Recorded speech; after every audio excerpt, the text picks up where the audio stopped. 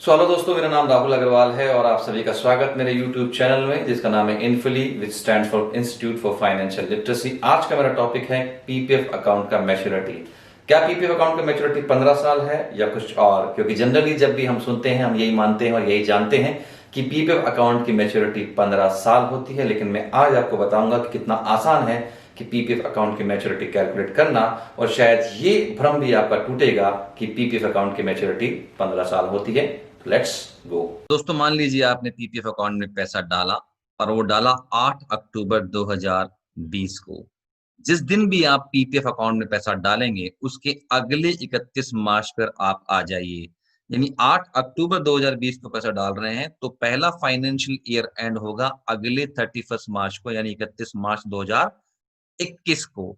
अब आप सिर्फ 15 साल इसमें और जोड़ दीजिए, यानी 2021 में आप जब 15 जोड़ेंगे तो ये आएगा 1 अप्रैल 2036।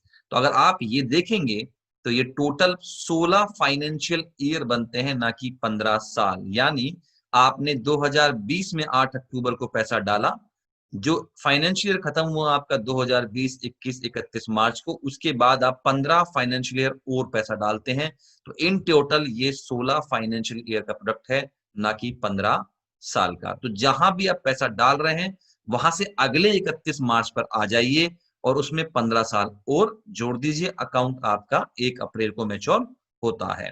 एक और एग्जांपल लेते हैं। मान लीजिए आपने 1 अप्रैल 2020 को आपका पीपीएफ अकाउंट खुलवाया है, तो भी आप अगले 31 मार्च 2021 पे ही आएंगे, क्योंकि आपका फाइनेंशियल ईयर एंड होगा 31 मार्च 2021 पे।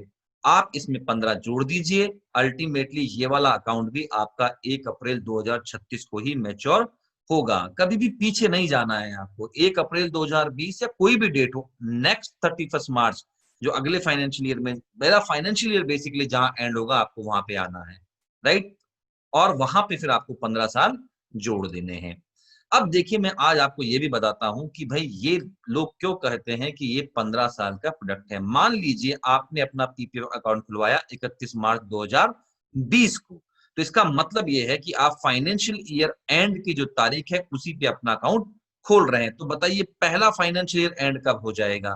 तो पहला फाइनेंशियल ईयर आपका उसी तारीख को एंड हो जाएगा जिस तारीख पे आपने अपना डिपॉजिट किया है, क्योंकि आपका ये डिपॉजिट सन 2019-20 वाले फाइनेंशियल ईयर के लिए काउंट हो जाएगा। अब आपको सिर्फ इसमें 15 साल जोड़ने हैं, तो आपका ये अकाउंट 1 अप्रैल 2035 को मैच्योर हो जाएगा। अब अगर आप डिस्टेंस ऑफ टाइम देखें, 31 मार्च 2020 से 1 अप्रैल 2035 के बीच में अगर आप समय देखें तो वो सिर्फ 15 साल बनता है।